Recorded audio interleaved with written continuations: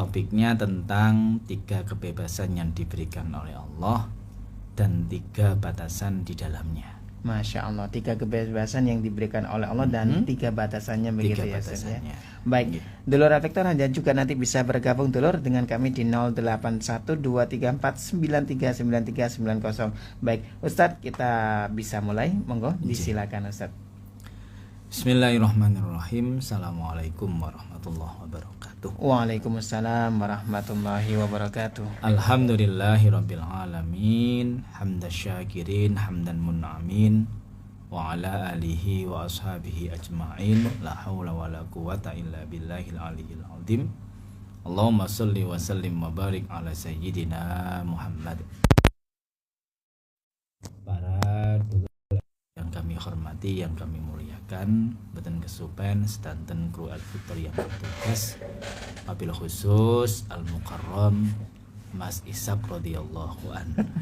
Muttafaqun alaih. Muttafaqun alaih.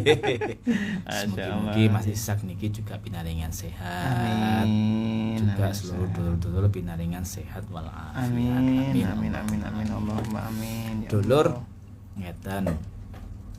Suatu ketika pernah Kanjeng Nabi Muhammad sallallahu alaihi wasallam niku duduk termenung, tasih mikir-mikir umati. Makanya Kanjeng Nabi Muhammad niku mesti sing dipikir umat kula ngoten. Mboten gados tiang-tiang sing sakniki. Senengane golek popularitas, ben terkenal. Nek iso golek-golek sesuatu yang berbeda supaya terlihat lebih mulia, lebih bagus dan sebagainya. Nabi mboten. Apa adanya Kanjeng Nabi itu. Tapi memang akhlaknya luar biasa. Sampai dikatakan kana khuluquhul Quran. Kanjeng Nabi Muhammad itu akhlaknya padha kaya Al-Qur'an. Nah, kalau kita telusuri sekarang hampir tidak ada orang yang seperti Nabi Muhammad. Nek mirip-mirip wonten nggih. Paling boten kan kita berusaha meniru satu saja sifat beliau, satu saja. Nek boten saged semuanya nggih satu, tapi kita istiqomahkan.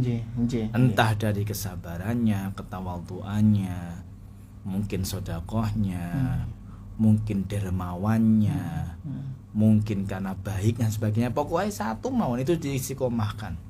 Insyaallah wis mirip kayak Kanjeng Nabi. Mirip loh ya, bukan kok persis mirip. Nah, di saat Kanjeng Nabi sedang mikir umatnya niku, akhirnya Jibril mandap. Assalamualaikum Muhammad. Waalaikumsalam. Loh wonten napa Jibril kok tumben? Saya jenengan kok langsung mudhun gak ada perintah saking Gusti Allah kok rene. Nggih Muhammad, aku ndelok sampean kok pengin ngancani jagongan. Tenek saiki ngoten. Tapi Muhammad kok ono kopi karo rokoke ngene. Nggih ten warung kopi nek ngono bril. Ah guyonane ngoten. Nggih. Akhire sampean mikir apa Muhammad? Iki lho aku mikir umatku iki lho. Ya apa sesuk umat. Akhirnya Jibril niku dawuh ngeten. Ya Muhammad, Muhammad, sak temene Gusti Allah niku wis paring 3 kebebasan kepada umat. Tapi di dalam 3 kebebasan itu masing-masing wonten batasannya. Penasaran? Ayo umat tanglet napa niku Jibril? Yang pertama, Aish ma syi'ta fa innaka mayyitun.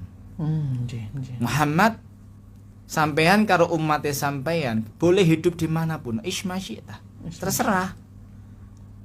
Pengen Indonesia silahkan, ten Surabaya monggo, Sidoarjo monggo. Fa innaka mayyitun, maka nanti batasannya akan meninggal dunia. Jadi kita pengen hidup dimanapun, terserah. Kalau kita memilih Indonesia sebagai tempat tinggal kita, maka nyun sewu, jangan sekali-kali kita mengotori Indonesia. Kan ngoten saja nih. Wis jelas-jelas uripe nang Indonesia. Maam teko Indonesia. Golek koyo. Nah, golek koyo teko Indonesia. Ngono lu malah ngelek-ngelek Indonesia wae. Kan yo lucu. Misalkan kemudian orang Indonesia kagak menerima jenazahnya besok, ya apa mari ngono? Masa diguak nang Malaysia kon? Kan ndak mungkin. Lah kalau kita sudah memilih Indonesia sebagai tempat tinggal kita, andaikan kok mboten saged mengharumkan nama Indonesia, minimal ojo ngelek-ngelek Indonesia. ojo malah ngerusui Indonesia. Ngoten sakjane iku. Nggih. Mboten kula pengen uritan hutan mawon, nggih monggo ndak apa-apa uritan hutan itu sebuah pilihan. Nggih. Hidup dimanapun pilihan, ngeten iki wonten sing ngawur Mas Isak. Tanah wong dianggap iki tanah Gusti Allah iki ya mesti ae. Iya. Iki bumune Allah. Iya, tapi kan sing duwe do. Kan ngeten nggih. Wis masyita. Bebas kita mau hidup dimanapun boleh. Tapi terus mereka Jibril wa fa innaka mayyitun. Suatu saat akan meninggal dunia. Ya Allah. Ila niku ternyata Mas Isak meninggal itu bukan kok nomor urut loh. Tapi nomor cabut. Oh, nomor cabut. Nomor cabut. Nek nomor urut mesti sing lebih tua lebih Berangkat. dulu daripada kita berangkatnya. Tapi ternyata kan boten. Banyak kemudian yang muda malah mendahului kita. Ya Allah. Bahkan yang seusia kita ini juga banyak loh yang sakit entah sakit atau karena kecelakaan atau pas menang moro-moro ka ono itu juga banyak. Makanya kita ndak tahu fa innaka la tadri, kita ndak tahu kapan kita akan meninggal dunia, itu nggak ngerti. Makanya sing enak bagaimana tetap menjadi orang yang muttaqin, takwa. Dan pun di mawon takwa dicekeli terus. Sebab kita ndak tahu kapan meninggal dunia. Dan ndak ada jaminan loh. Kalau misalkan kita niku sregep ibadah lajeng benjing pejahe ning husnul khotimah ndak jamin. Enggak jamin ya, Ustaz. Itu yang susah. Kalau jaminan ya. Makanya hidayah kita minta terus pada Allah. Terus disuwun, terus diminta. Minimal ihdinas siratal mustaqim. Iku diistiqomahkan. Entah lewat sholat, entah lewat wiridan kita. Minimal kan ya Allah, tunjukkanlah kami atau berikanlah hidayah kami yang berupa siratal mustaqim, jalan yang lurus gak toleh-toleh, iman sing kuat temriku. Karena apa? Hidayah niku harus diminta, dijemput. Betul kok ndugi tiba-tiba iku nur hidayah lah tonggone awak dhewe. Nggih ya, jadi ngaten. Isma syi'ta fa innaka mayyitun. Kita boleh hidup dimanapun. Tapi nanti suatu saat kita akan meninggalkan dunia ini. Ya Allah. Langsung Nabi Muhammad, oh nggih. Leres jenengan bril. Terus nama malih jebes. Nomor kali Muhammad. Wahbib ma syi'ta fa innaka mufarikun. Kita boleh mencintai siapapun di dunia ini. Kita boleh mencintai apapun di dunia ini. Nah, kan nanti batasannya fa innaka mufarikun, akan berpisah. Ya Allah, berpisah ya. Oke. Kalau kita mencintai keluarga harus seneng bojo, seneng anak, harus wajib. Tapi nanti suatu saat siap-siap berpisah dengan orang-orang yang kita sayangi. Ya Allah. Nah, misalnya Mas Ishak adiknya mau mondok, ya sementara berpisah dulu. Gak rela aku dek seman mondok dek. Tak rela, Dik. Gak rela. Ya gak bisa. Suatu saat kan berpisah. Tapi nek di pondok dengan berpisah untuk sementara waktu saja. Ini besok juga anak saya juga mau berangkat ke pesantren. Besok ini. Nggih, besok hari Jumat. Masya Allah. Makanya tak pesen nih tadi sore setelah pulang dari sekolah. Kini longgo kabeh anak-anak. Iya, tumben yang ngumpul nih. Saya kasih pengetahuan mengapa kok dipondokkan gini. Nanti adik-adiknya juga harus seperti itu. Ada yang menggantikan posisi kakaknya, wis macam-macam. Nangis akhirnya masih sah. Bukan kok orang tua itu tega mondok nih anak, mboten. Justru untuk saat ini yang terbaik.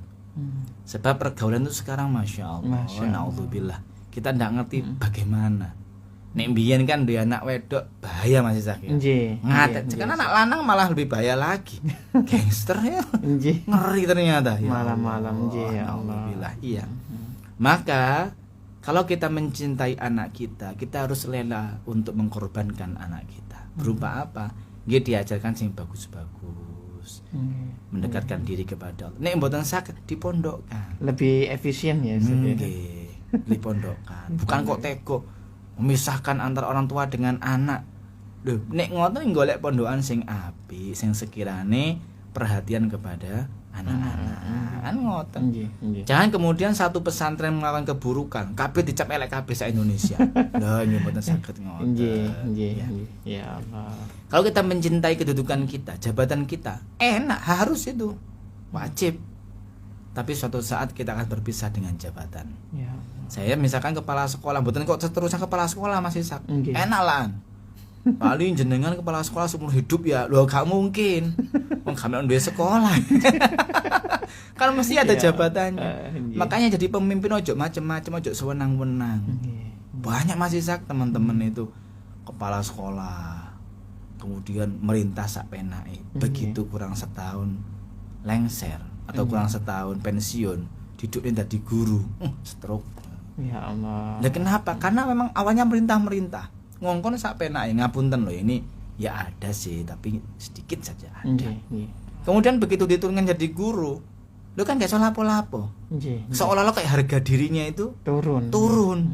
Apalagi di hadapan guru-guru. Lah podo kok mbek aku saiki dul, misale ngoten. Ya akhirnya mikir ngenes akhirnya seperti itu. Makanya sing enak itu khairun nas anfa'uhum linnas. Kalau kita sebagai pemimpin, jangan jadikan pemimpin kita sebagai aji mumpung. Masya Allah. Tapi ayo diajak bareng-bareng berjuang. Ayo ngajak bareng-bareng berjuang. Kan ngoten. Ini yang bagus. Jadi besok ketika nggak jabat malah dilulukan. Ya Allah Pak Ali sampean biyen mimpin ngene saiki dipimpin sing saiki ya Allah tambah duka kalau kan berarti kan mereka sayang Mas. Ketambat kuali. Biyen sama mimpin Pak Ajur Pak. Saiki menjadi guru tak bales sampean. PN iki tugas gawe sampean kabeh. Aduh remek tun akhire. Ya Allah. Kita harus bersiap untuk berpisah. Nek terus Mas Ishak radhiyallahu an di depan saya betapapun ale itu nate sanjang ngeten. Setiap ada perjumpaan pasti ada perpisahan. Memang betul. Memang betul. Makanya saya enggak percaya nih ada orang yang mengatakan sehidup semati. Preketek kah? Enggak ada. Kayak netok. Kok nek sing yang istrinya meninggal sing laki-laki nangis ngarepe jenazahe ambek ndeloki sapa sing mati dadi gantine ibu ya arek yo. Golek maneh. Sing wedok padha. Iya. Kan ngoten. Jadi ndak ada istilah sehidup semati ndak ada. Gelem tak kemudian satunya meninggal tak melok nututi aku enggak ada ya Ustaz, enggak ada. Enggak lido. Sing ono ya sedih saat itu. Setelah ini cari dapat berapa minggu atau berapa bulan kemudian golek maneh. Alasane nek wis nikah itu kan ibadahnya semakin dilipat gandakan. Alasannya ngoten. Makane nek ditang letih, menikah alasannya apa? Mencari ridho Allah. Wah, bagus. Alasannya nikah apa? Nambah keturunan. Bagus. Nggih niku. Jadi setiap kita mencintai sesuatu itu boleh. Mencintai seseorang boleh. Pokoknya gak anake tangga ngono. Nggih. Omane tangga sebelah kaleh. Maka nanti batasannya akan berpisah dengan apapun yang kita cintai. Pasti berpisah. Pasti. Sak suge-suge wong. Kalau meninggal, ya tetap gak nggo apa-apa. Ya Allah. Makanya aja pelit-pelit pengumuman. Sak ayu-ayune wong nek wis tuwa, tetep kaya elek meneh. Makanya aja gaya-gaya. Ngaten nggih. Wis hidup itu biasa-biasa saja, kata. Yang terakhir yang ketiga katanya malaikat Jibril. Wa'mal ma syi'ta fa innaka mujaziyun bihi. Kita boleh berbuat apapun di dunia ini. Fa innaka mujaziyun bihi, batasannya nanti suatu saat kita akan dimintai amal pertanggung jawaban. Tambah abot meneh. Dikasih kebebasan melakukan apa saja terserah. Pengen jadi orang baik terserah. Pengen jadi wong elek ya monggo. Tapi eling hati-hati, besok akan diminta amal pertanggungjawaban. Yo iki abote. Lo terusnya terserah. Yo iya ancen, tapi empul ya sesuk gak tanggung jawab. Iya Allah. Lanjutan hadisnya. Iki hadis qudsi. In khairon fa khairun. Le api balasane Gusti Allah. Api. Wa in syarron ne elek fa syarrun. Yo elek akhirnya. Iya. Oleh karenanya mumpung kita masih hidup, tasik sugeng, tasik sehat, diberikan oleh Allah berbagai macam kenikmatan yang tiada taranya. Ayo kita semaksimal mungkin beribadah kepada Allah Subhanahu wa taala. Kita boleh kok mencari duniawi kita, kerja, golek duit, nyenengne anak, nyenengne bojo, serahkan boleh. Tapi jangan lupa ada saatnya, ada kalanya kita untuk beribadah kepada Allah. Masya Allah. Kerja terus wae salat kerja. Wae turu kerja. Remek akhirnya Mas Isak. Maksudnya remek bagaimana? Wae turu ya turu, nyambut gawe. Ibadah ya ibadah. Harus ada di manajemennya gitu ya. Nah, waktunya gitu ya. Kalau salah satu aja nggak imbang, pasti badan merasa gak enak kabeh. Ya Allah. Itu nggak bisa dipungkiri. Contoh misalkan kurang turu, Nggih. pasti akan nambah turu di kemudian hari. Sakjane ibadah maksud kita yang seperti itu. Ya. Kurang ibadah harusnya ditambah ibadah di lain hari. Iya. Tapi sing ono malah gak ya. Lah gak apa-apa Gusti Allah, wis nyepuro kok. Baca selawat, baca istighfar. Salawat istighfar beres. Ya Allah. Nggih niki mugi-mugi manfaat. Masya Allah, baik luar biasa. Baik dulu Victor, kita lanjutkan kajian pada malam hari ini bersama guru kita Bapak Ustadz Haji Ali Hasan SPDI. Beliau adalah staf pengajar di Pondok Pesantren Al Jihad dan juga kepala sekolah di Madrasah Ibtidaiyah Al Karim Surabaya. Baik, Ustadz ini sudah masuk beberapa pertanyaan ini ya Ustadz ya. Ada salah satunya ini ya. Assalamualaikum warahmatullahi wabarakatuh Mas Isak dan Pak Ustadz. Alhamdulillah barusan ikut derek ngaji Pak Ustadz Bati Tanglet.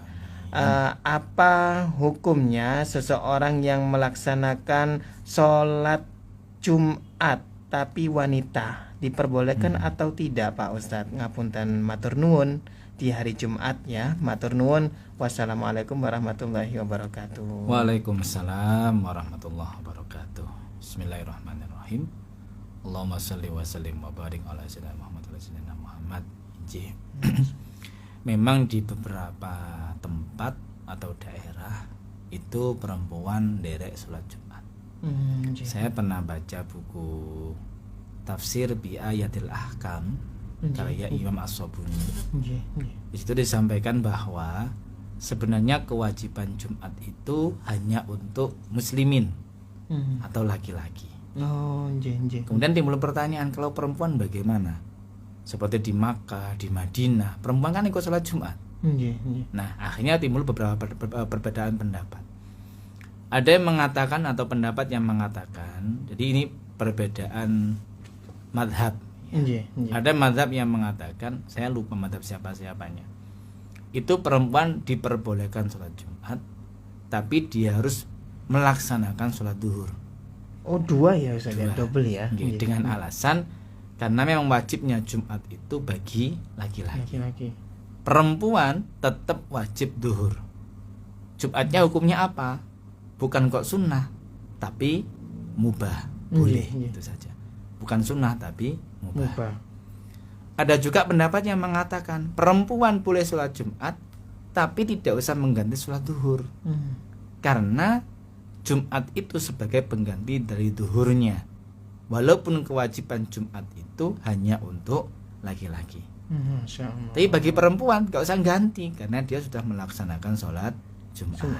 Nah, ini banyak yang dianut, lebih-lebih ketika di tanah Arab. Akhirnya mereka hanya melaksanakan sholat Jumat saja.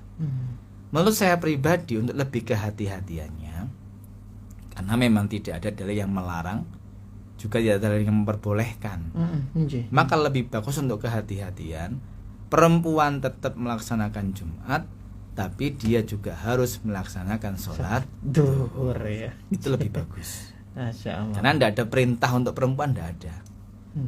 Kalau dalam dalil kaidah usul fikih kan, kalau nggak ada perintah berarti bukan suatu kewajiban, kan gitu. Namanya nggak wajib, berarti yang wajib tetap sholat duhur. Kan al aslu fil amri lil wujub.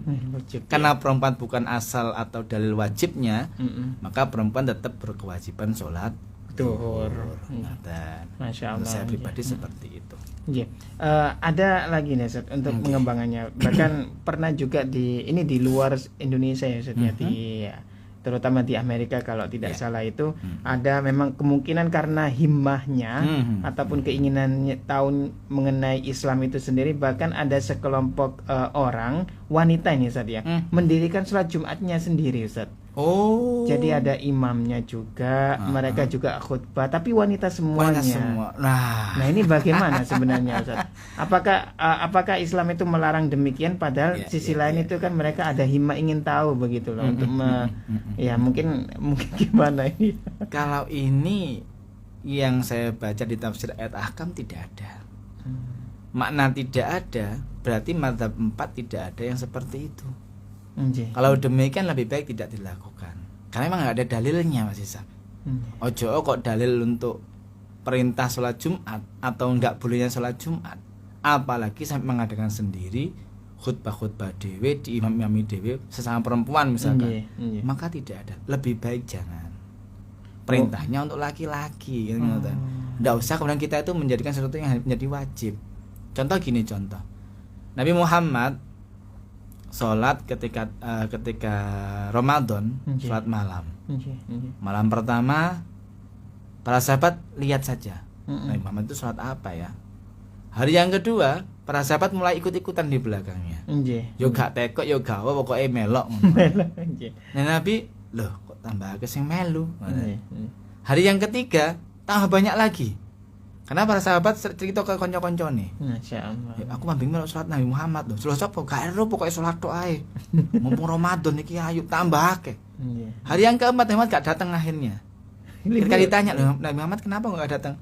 Saya khawatir hal ini akan menjadi suatu kewajiban. Ya Allah. Lah maksud saya jangan kemudian sesuatu yang hukumnya bukan sunnah tapi hanya mubah kemudian menjadi suatu wajib. Sudahlah kalau memang itu bukan perintah bagi seorang perempuan, ya gak usah tiru-tiru. Bukan kemudian dengan alasan himmah atau keinginan yang tinggi. Boten. Menurut saya sudahlah. Cukup. Berarti kalau pengen makmum saja. Ndak usah mengadakan sendiri. Tapi nek rawatib 5 waktu mulai subuh, zuhur, asar, maghrib, isya. Perempuan ingin jamaah sendiri di musola sendiri atau di masjid sendiri, silahkan. Sepenting enggak Jumatan. Khawatir saya malah Jumatan khutbahnya nggak speaker bisa Mas Izam. Perempuan ya. Ya. Para jamaah sholat Jumat yang dimuliakan oleh Allah. Para ibu-ibu, mak-mak sosialita yang dimuliakan oleh Allah. Ini Masya Allah. Sebaiknya tidak boleh dikerjakan ya Ustaz ya. Walaupun ada motivasinya untuk mengenalkan Islam ke dunia Eropa yang ada tanda kutip Islamfobia itu tadi ya. Ya, kalau menurut saya tidak lah. Tidak perlu ya. Tidak perlu karena batasannya juga ada sendiri-sendiri. Kalau ingin mengenalkan Islam dengan cara yang berbeda saja. Masya Allah. Baik, selanjutnya Ustaz ada dari Bapak Hasim di Sidoarjo ini ya. Izin tanya Pak Ustadz, kalau memiliki Al-Quran yang tidak bisa digunakan, bekas ya, tidak bisa digunakan, bekas dan ada yang rusak, nah itu bagaimana solusinya? Matur nuwun dari Bapak Hasim di Sidoarjo. Bismillahirrahmanirrahim. Allahumma sholli wa sallim wa barik ala sayyidina Muhammad. Saya dulu waktu kecil pernah dibohongi Mas Isa. Ini pengen cepet apal Quran, Quran diobong, abunya dimaem. Atau diombe ya. Tak praktek juga apal-apal. Berarti misalkan pengen apal surat Al-Baqarah diobong. Ya gak apal-apal ternyata dibujuk. Hok ternyata. Balik ke pertanyaan ini ya.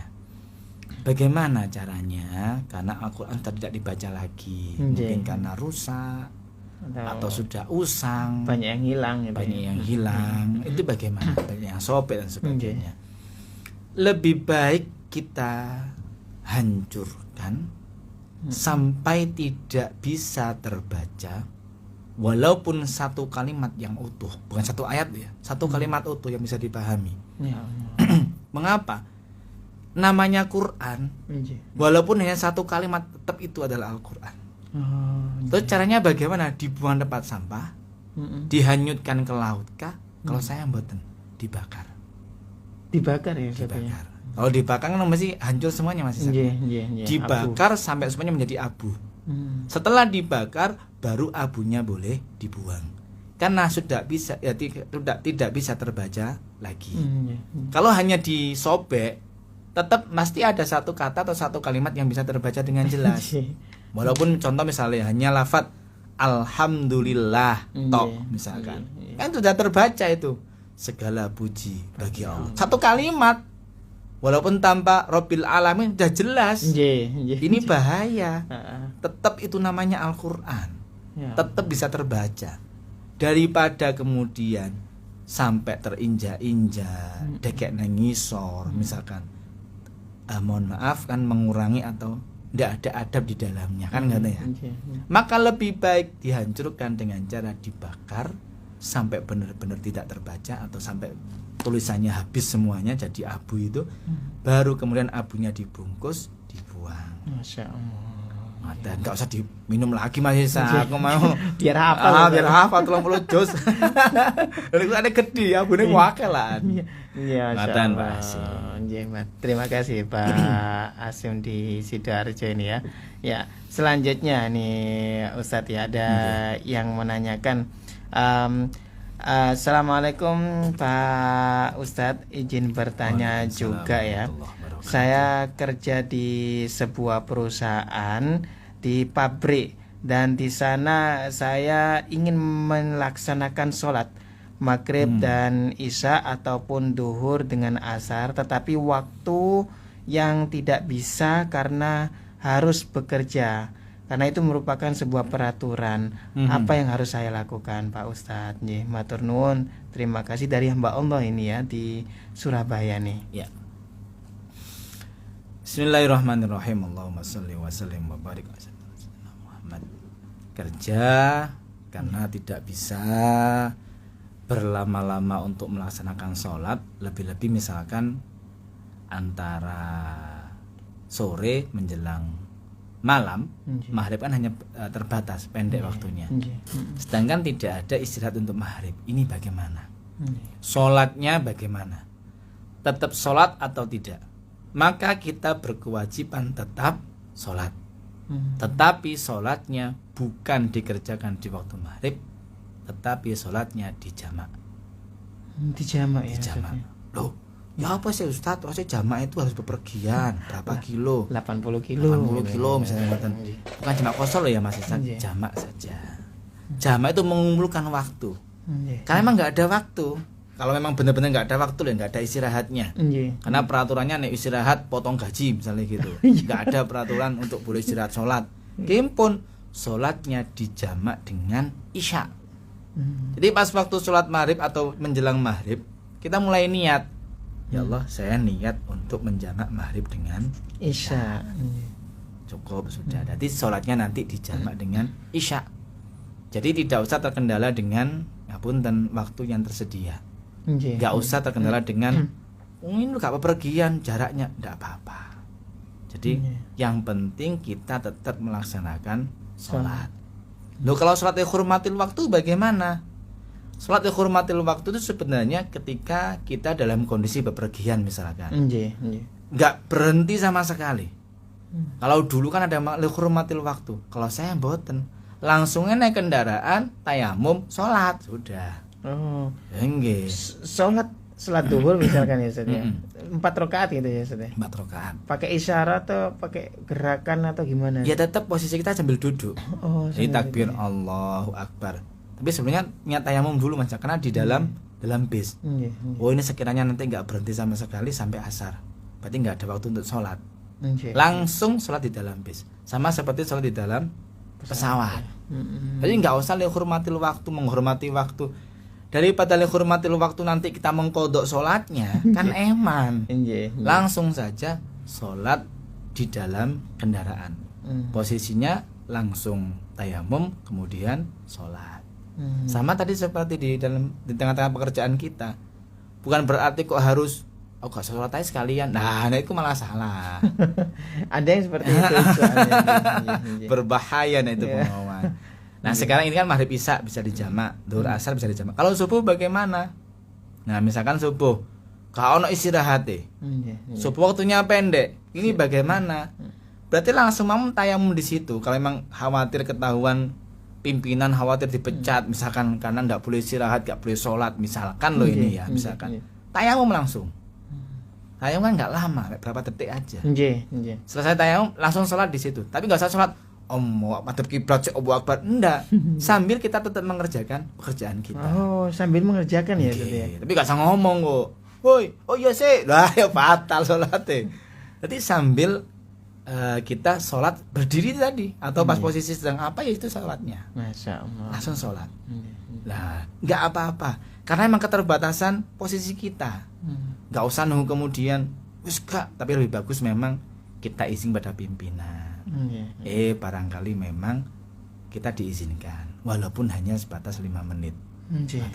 Di komunikasi memang nggak boleh mentok, nggak boleh. Ya itu kita lakukan. Yang penting dalam kondisi tetap sholat. Gitu. Tetap ya sholat ya Ustaz ya, walaupun keadaannya masih dijamak begitu ya. Masya Allah.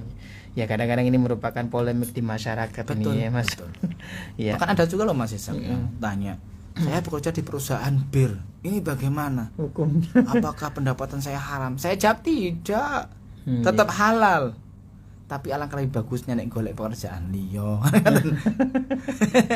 Loh, apa yang kita usahakan ini halal, hasilnya halal. Walaupun yang dihasilkan produknya itu adalah haram, tapi gajinya tetap halal. Hasil keringat kita. Mung yo mosok kena menendang produksi gitu. Mending jangan, nyari yang lain. Insya Allah sambil nyari. Baik. Selanjutnya saat ini banyak juga yang sudah bergabung ini dari Mbak Oktabella ini di Riorejo ini ya.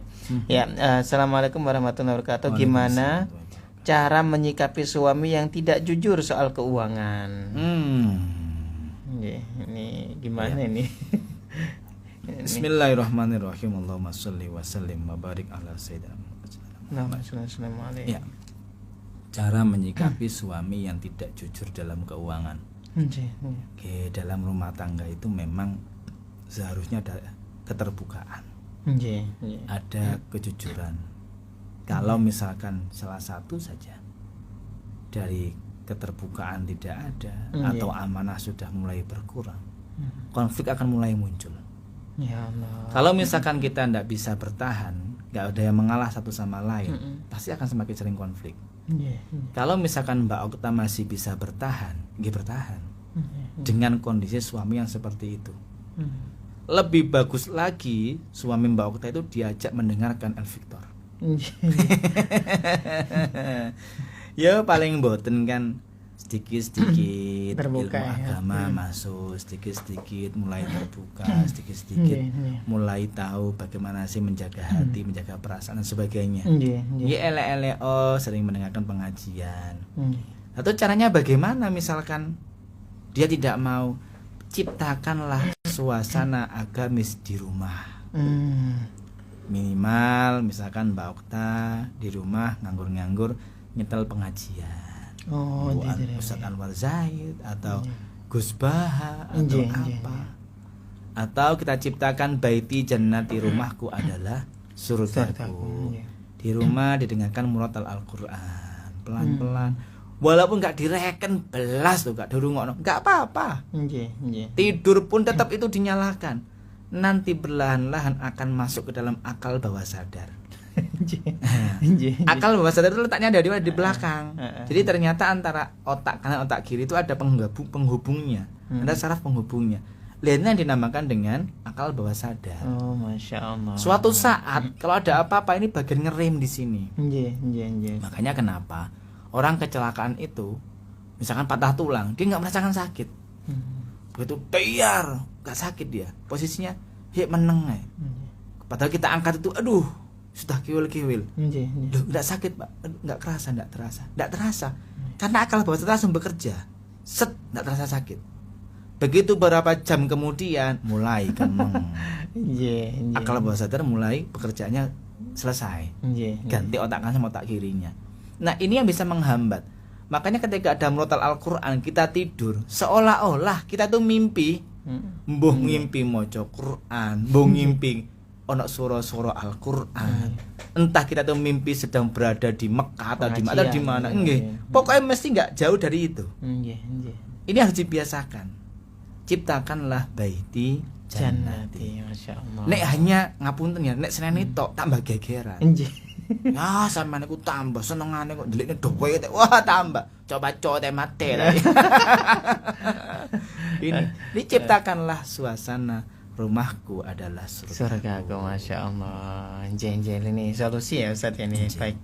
Ya, ada lagi Ustaz ya dari Ibu Indi di Sidoarjo ini. Assalamualaikum Pak Ustaz, saya harus gimana nggih? Suami saya kerja jauh, merantau di Jakarta. Sedangkan saya di rumah dengan ibu yang usia lanjut. Menemani suami apa harus menjaga ibu saya ya? Nggih Ustaz, soalnya saya anak perempuan satu-satunya.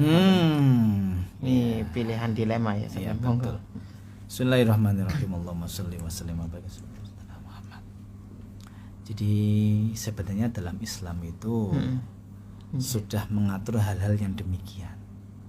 Misalkan dalam rumah tangga, ketika sebelum berumah tangga, anak perempuan masih menjadi milik orang tuanya. Begitu sudah berumah tangga, anak perempuan itu sudah menjadi milik suaminya. Dia harus menjadi milik suaminya, lebih patuh kepada suaminya dibandingkan kepada orang tuanya.